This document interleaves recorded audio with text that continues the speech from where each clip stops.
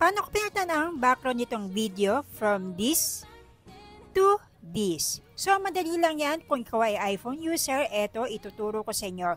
So, ang gawin nyo lang, punta ka lang dito sa App Store at i-type mo ang BGREM.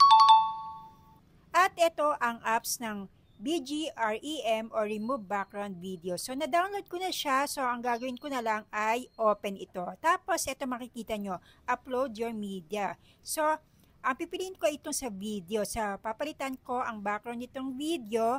At pag napili nyo na yung video, so, ito siya. Click nyo lang ang choose. At makikita nyo na magda-download na siya. Then, habang dina-download nyo ang video, may lilitaw na ads.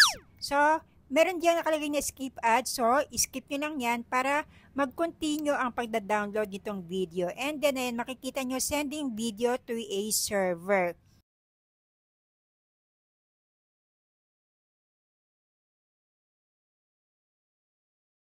Pagkatapos pag naging 100% na ang pagda-download, so ito na yung kalalabasan nitong video. So wala na siyang background. And then ang maganda dito sa apps na to, automatic pwede mo nang palitan itong background. So naka-ready na ang picture na ilalagay ko. So pipiliin ko dito ang dinownload ko na picture ng immigration. So i-click nyo lang yan and eto na siya. So instant and then i-download nyo na siya.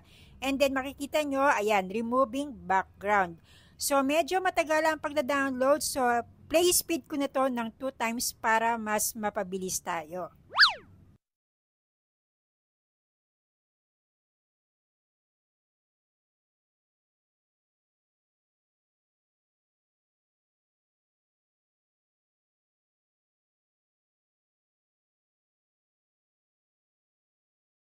At ito pag naging 100% na, so ang gawin nyo, i-click nyo lang yung save.